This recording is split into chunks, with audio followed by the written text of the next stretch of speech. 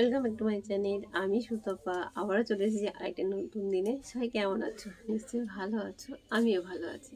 তার প্রত্যেক দিনের মতো সব কাজ করে স্নান করে চলে এলাম রান্নাঘরে। আর তোমাদের প্রত্যেকেই জানো যে রান্নাঘরে রান্না করতে করতে বসে আমি চা করি প্রথমে, তারপরে চা টিফিন খেতে খেতে রান্নাও বসিয়ে দিই একবারে বসে। তাই সেরকমই চলে এসেছি রান্নাঘরে। আর এই পর্দাটা দেখে তো তোমরা বুঝতেই পারছো যে এখানে রান্না করি, প্লাস আমি রান্না করতে করতে যখন এলবি করি তখনও এখানে বসে থাকি। সবাই সঙ্গে থাকো, পুরো ভিডিওটা দেখো, আর কেমন হয়েছে অবশ্যই কমেন্ট করে বলো, ঠিক আছে? চলো সঙ্গে থাকো। তাহলে এখন বসাবো চা। আর তোমরা তোমার চাটাকে জানো যে আমি এক এক দিন এক এক রকম করে চা করি, আর চাটা হচ্ছে দুধ চাই খাই। দুধ চা ছাড়া আমার কিছু ভালো লাগে না। জানি না ভয়েস দিচ্ছি, বাইরে কিছু আওয়াজ আসছে কী হবে জানি না। তো আজকে ইচ্ছা আছে মানে ভয়েস দিয়ে ভিডিওটা পুরো তুলবো, দেখা যায় কী করা যায়, ঠিক আছে? সঙ্গে থাকো, চলো। চা বসিয়ে দিলাম, আর চায়ের সোমবার দিয়েছি কোনো কখনো, এরকম চায়ের সোমবারও দিয়ে দিলাম।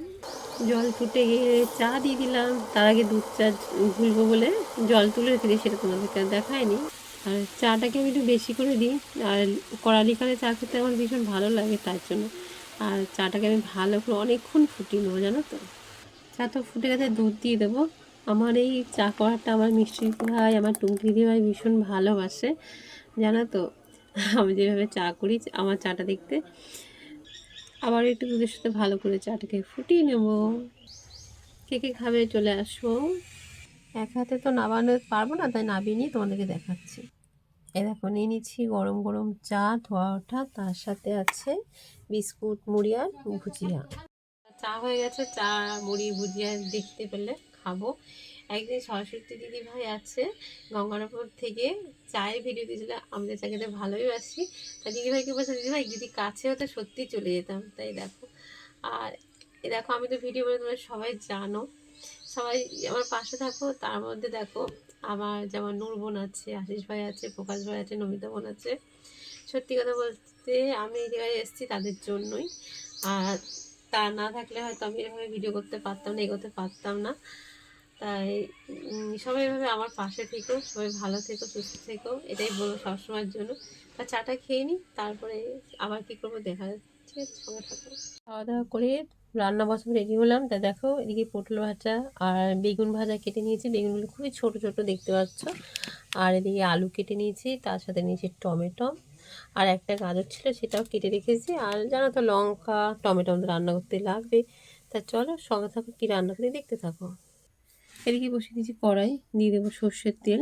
যেহেতু রান্নাটা আমি সর্ষের তেলেই করি, তার জন্য সর্ষের তেলে দিয়ে দিলাম।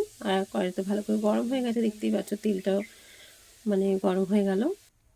এক্সট্রা করে আমি নুন হলুদ মাখাবো না, আমি এই তেলের উপরে দিয়ে দিলাম কিছুটা লবণ, আর দিয়ে দেবো একটুখানি হলুদ। এটাকেও ভালো করে একটু গরম করে নেবো। দেখতে পাচ্ছ হলুদটা হয়ে গেছে। এবার দিয়ে দেবো ছোটো রাখা বেগুন। আর বেগুনকে দেখো খুবই ছোটো ছোটো বেগুন, দেখতে কতটা ইয়ামি ইয়ামি লাগে না।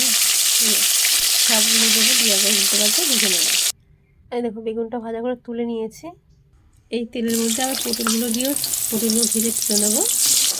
পটলগুলো উল্টে পাল্টে ভেজে নিচ্ছি।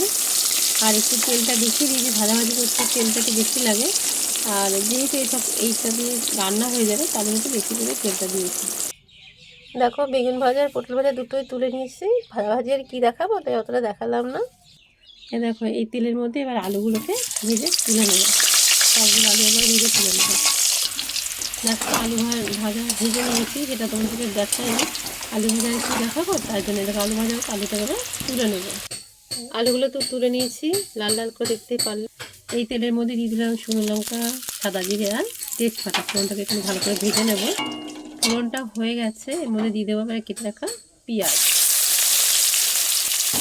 পেঁয়াজটা একটু ভেজে নেব। দেখো পেঁয়াজটা একটু ভেজে নিয়েছি। কী রান্না করবো বুঝতে পারছো তো? আওয়াজ তো তোমরা গেস করেই নিয়েছো কী রান্না করবো। তা চলো মটনটা ধুয়ে নিয়ে এসেছি। দেখো দিয়ে দিলাম মটনটা। এবার দিয়ে দিলাম একটু দেখো জিরে গুঁড়ো, তারপর দিয়ে দেবো লঙ্কা গুঁড়ো, তারপর দিয়ে দেবো হলুদ। ম্যারিনেট করে রাখলেও হয়, আমি এভাবেই করলাম। তারপর দিয়ে দেবো পরিমাণ মতন লবণ, তারপর দিয়ে দেবো একটু ধনিয়া গুঁড়ো। দেখো দিয়ে দিলাম কিছুটা পেঁপে। দেখো এইটাতে পেঁপে দিলে ভালো হয় তার জন্য। আর শিলে মশলা বেটে নিচ্ছি, কাঁচা লঙ্কাটা হয়ে গেছে, কাঁচা লঙ্কাটা তুলে দেবো। এই দেখো লঙ্কা, রসুনটা বেটে নিয়েছি, রসুনটাও তুলে দেবো। দিয়ে দিলাম রসুন বাটা, দিয়ে দিলাম কিছুটা টমেটো গ্রেট করে নিয়েছি, এবার দিয়ে দিলাম গ্রেট করা আদা। এবার সবগুলো একসাথে কষাবো, যেহেতু মটন রান্না করতে গেলে তো একটু টাইম লাগে আর কষাতে একটু টাইম লাগে। আমি প্রেশারে দেবো না, এরকমভাবে কষিয়ে রান্না করবো। সঙ্গে থাকো আর দেখতে থাকো। বললাম যে কষিয়ে নিয়ে আসছি, তাই দেখো পেঁপেটা দেখে বুঝতেই পারছো যে অনেকক্ষণ কষিয়েছি, তারপরে আসতে একই কষানো কি দেখাবো, তাই জন্য দেখায়নি। যেহেতু মাটন একটুখানি দেরি হয় কষাতে, তার জন্য। তারপরে দেখো দিয়ে দিলাম আলু। এবার আলুগুলো দিয়েও আমি আরও ভালো করে বেশ কিছুক্ষণ কষিয়ে নেবো। তাই দেখো আবার কষিয়ে নিই। একটা তরকারি রান্না করতে গেলে তো অনেকক্ষণ টাইম লাগে, তার মধ্যে কিছুটা মাটন। আর এই সম্পাদক ভাই আমার তরকারি দেখে বলবে যে সুতপা আমিও তোমার মতো রান্না করি। হ্যাঁ দিদি ভাই, আমিও তোমার মতনই রান্না করি। এই দেখো, আর সবাইকে বলবো কেউ স্কিপ করে দেখো না, সবাই ভিডিওটা খুবই দেখো। কষানো হয়ে গেছে, দিয়ে দেবো জল। আর নতুন বন্ধুদের বলবো আমার চ্যানেলকে সাবস্ক্রাইব করে পাশে থেকো। তোমরা আমাকে কমেন্ট রেখে দিয়ে দিও, আমি তোমাদের কমেন্ট দেখে চলে যাব। আর সবসময় জন্য এটাই সবসময় বলি, সবাই আমার পাশে থাকো, আমিও সবার পাশে আছি। ফুটছে, এই সময় দিয়ে দেবো গরম মশলা। গরম মশলা আমি অনেক সময় কষানোর সময় দিই, আর আজকে এরকম না দিয়ে মানে নামানোর আগে যখন তরকারিটা ফুটছে তখন দিচ্ছি। এবার একটুখানি ভালো করে নাড়াচাড়া করে নেবো। এই দেখো দেখতে পাচ্ছ পাতলা পাতলা ঝোল। গরম মশলা দিয়ে আরেক কিছুক্ষণ ফুটিয়ে নিয়েছি। আর আমাদের যেটা ঝোলটা অতটা পছন্দ করে না, তাই এরকম ঝোল রাখলে যখন হয়ে গেছে এবার থেকে নামিয়ে নেব। এই বাটিতে তো আলু তুলে রেখেছিলাম, আলু ভেজে দিয়ে এই বাটিতেই নামিয়ে নেব গরম গরম মাটন। এই দেখো দেখতে পাচ্ছ, হাতা দিতে উল্টোতে সময় লাগে। তা তোমাদের তো শর্টে শর্টে দেখালাম, কেননা অনেকক্ষণ ধরে কষিয়েছি, অনেকক্ষণ ধরে রান্না করেছি। তোমরা জানো যারা মাটন রান্না করো প্রত্যেকে। তা কেমন লাগলো আমার মাটন রান্নাটা অবশ্যই কমেন্ট করে বলো। দেখো নামিয়ে নিয়ে আসছি দাঁড়া। এই দেখো নামিয়ে নিয়েছি। এর থেকে ঝোল আমাদের বাড়িতে খুব একটা খায় না, তোমরা জানো যারা আমরা প্রতিনিয়ত ভিডিও দেখো তারা জানো। কেমন হয়েছে অবশ্যই বলো। আর তোমাদের দেখাই একটা তুলে যে কেমন সিদ্ধ হয়েছে। এ দেখো থালায় তুলে নিয়েছি, তোমাদেরকে দেখাই। দেখো কতটা সিদ্ধ হয়েছে, দেখতে পাচ্ছ। এই দেখো ভাত বসিয়েছি, ভাত হয়ে গেছে, ভাত এবার নামিয়ে নেবো। দেখো ভাত তো হয়ে গেছে, ভাত নামিয়ে নিয়েছি। ধোয়া ওঠা গরম গরম ভাত। আর এটা করেছিলাম আম দিয়ে টক, যেটা তোমাদের সাথে শেয়ার করিয়ে নিই রান্নাটা, তা সেটাই দেখালাম তোমাদেরকে। সব তো রান্নাবান্না হয়ে গেল।